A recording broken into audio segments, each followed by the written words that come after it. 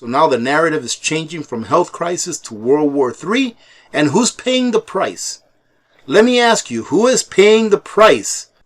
Hello YouTubers, Alaska Prepper here.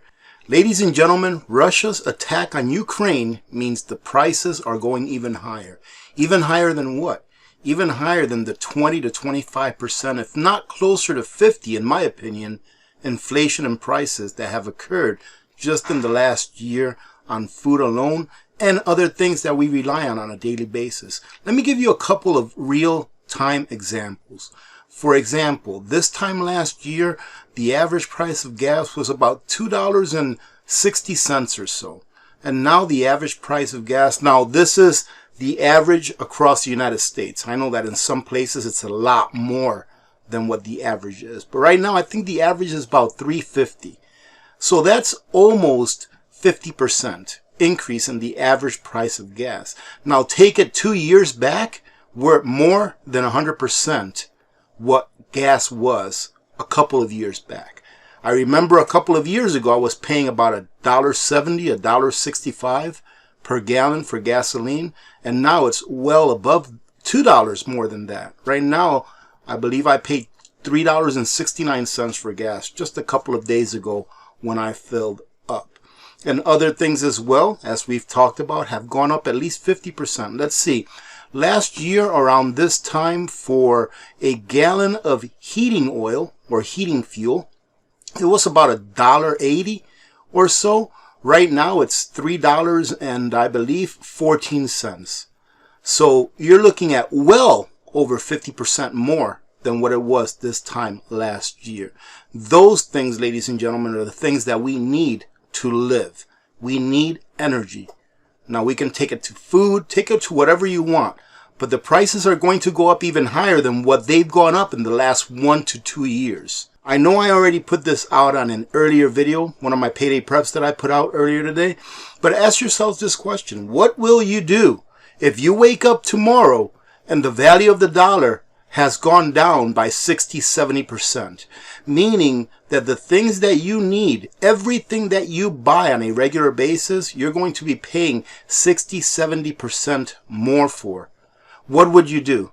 Would you wish that you had prepared now while you still can? While that piece of paper that you hold in your hand and that you trade your hours for actually has some value to someone else, that they're willing to give you things that you need to live for that piece of paper. Think about it. It only makes sense.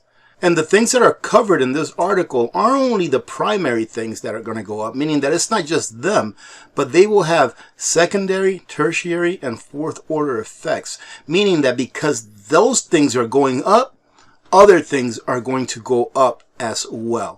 So get ready to pay more for less.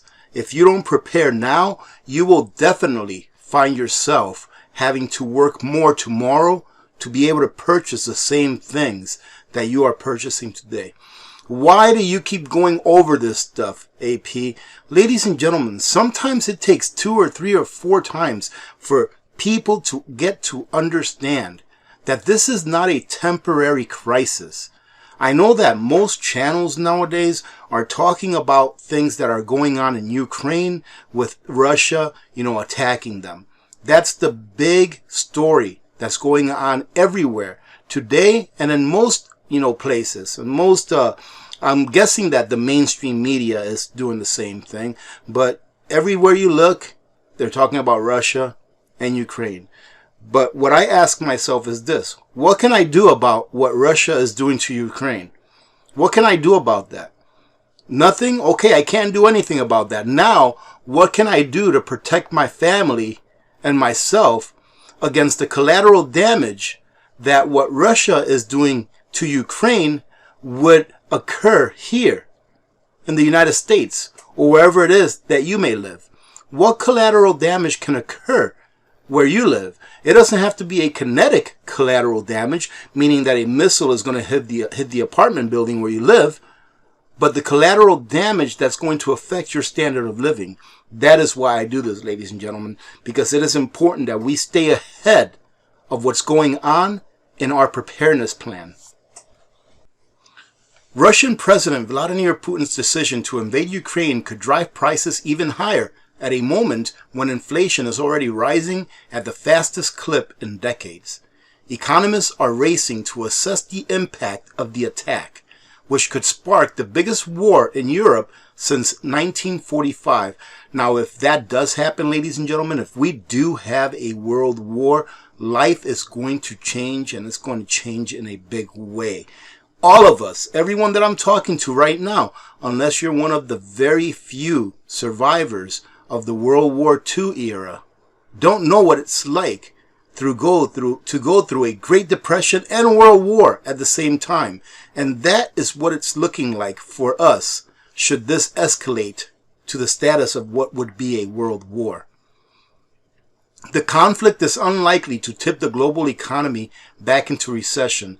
I would have to disagree with that, because I personally think that if the numbers were truthful, that we are and have been in a recession. Only because the stock market is going up doesn't mean that the economy is doing well. The stock market and the economy do not correlate with each other.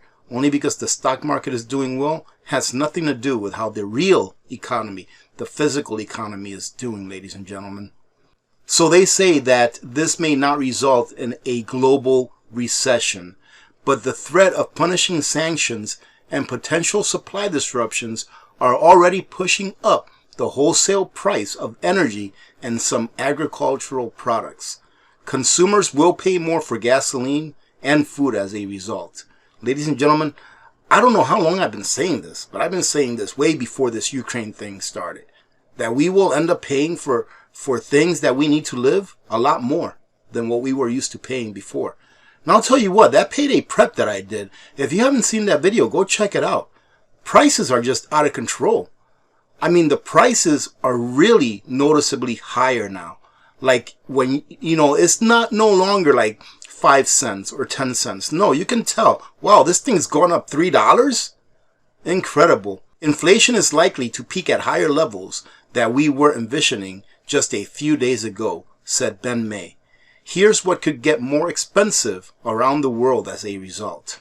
Fuel. Global oil prices jumped above $105 per barrel on Thursday, and I think it's still around $104, hitting their highest level since 2014.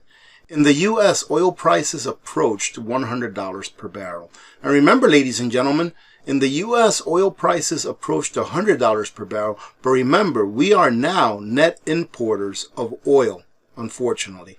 That will make it more expensive for drivers to fill up their tanks.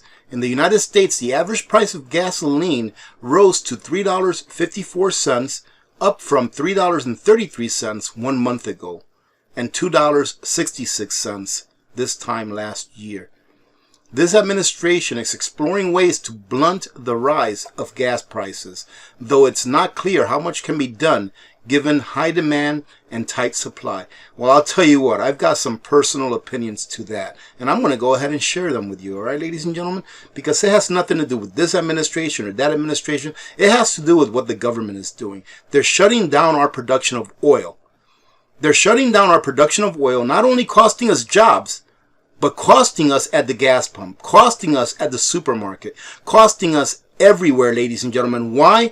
Because they want to save the world from fossil fuels as they travel around the world in their private jets.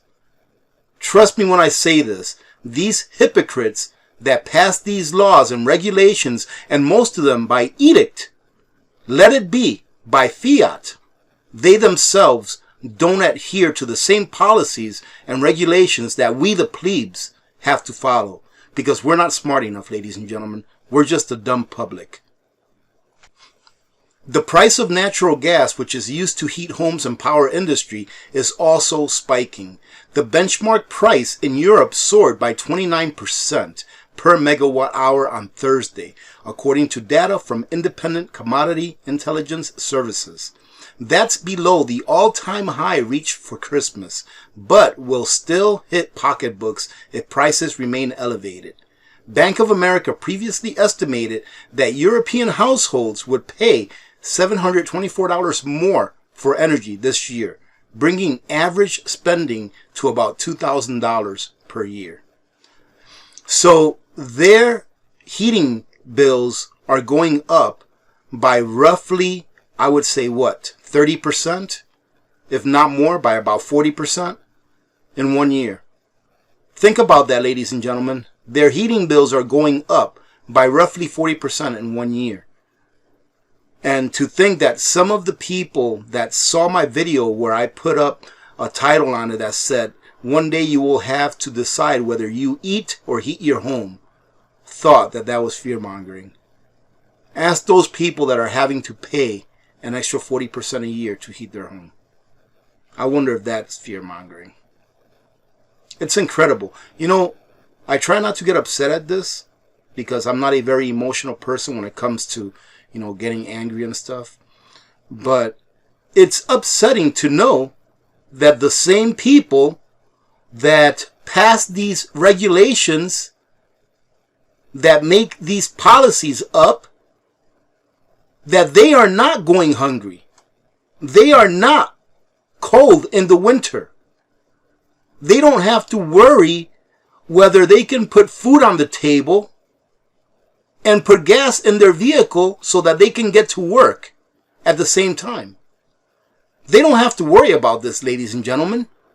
Trust me, they will not have to worry about this for the rest of their lives.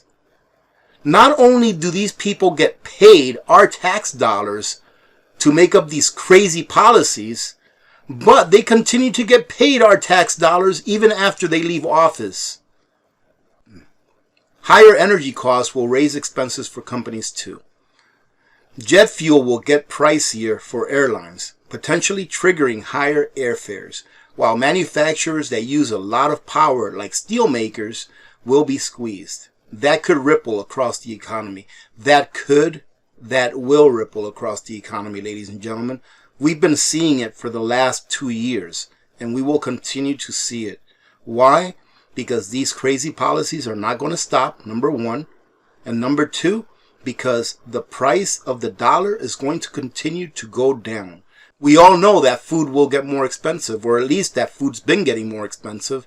But do you know that it's going to get more expensive? Global food prices were already near a 10-year high. Now this conflict could make matters even worse. And it will make matters worse. I've covered it before. Russia and Ukraine are two of the biggest exporters of wheat in the world. Ukraine also one of the biggest exporters of corn in the world. Russia, one of the biggest exporters of fertilizer in the world. Do you think that's not going to cause food prices to go up all over the world? Not just in the countries that normally import those foods from those countries, but for everyone. And now that Russia has been kicked out of the SWIFT system, those countries that normally trade with Russia so that they can get food from Russia can no longer do this.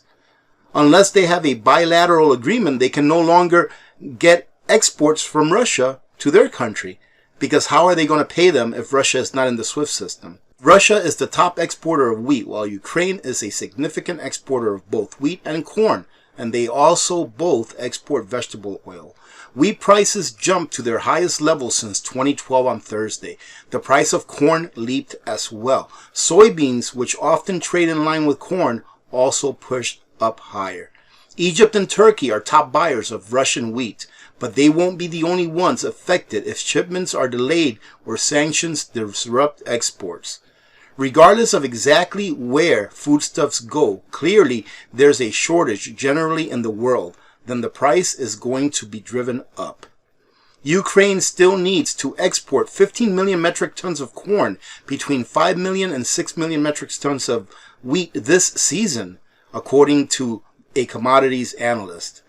Now buyers like China are turning to Europe and the United States to fill the gap. If fighting drags on, limited supplies there could become even more constrained.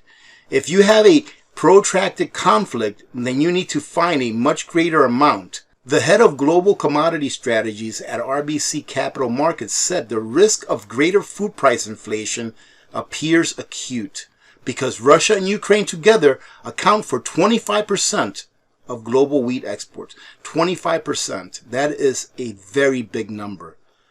And Ukraine also accounts for 13% of corn exports. 13% is a big number as well, ladies and gentlemen.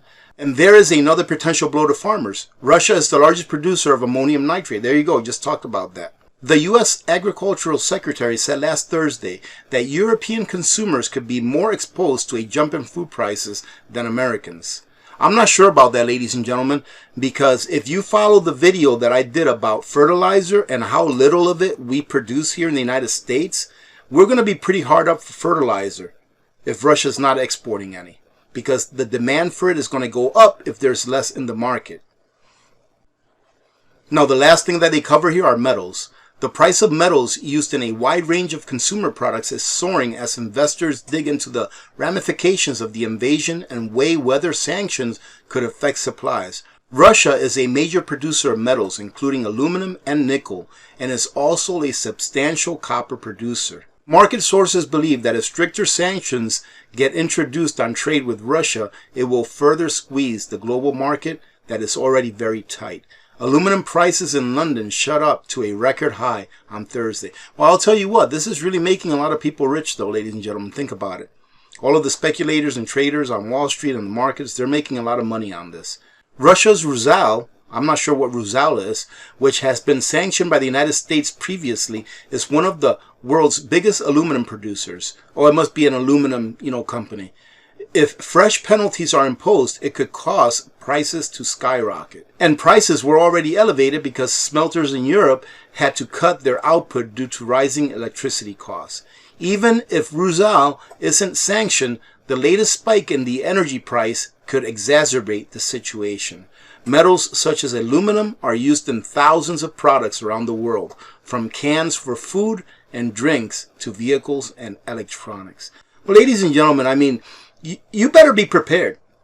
This better not be a hobby for you anymore. Preparedness is not a hobby anymore. Right now, it should be the first thing on your priority list is to be getting prepped. Because this kind of stuff is not going to stop happening. They always need a boogeyman. And what do I say? And who do I mean by they? You all know who I mean by they. Our rulers, the elite. The people that want to rule every darn aspect of our lives, they will always need a boogeyman. And I've noticed this also. As the world is shifting from this health crisis and dropping all of these mandates that they've imposed on us, that they've used to pretty much destroy our economies over the past 2 years, they're shifting from this to now the new boogeyman, which is World War III, right?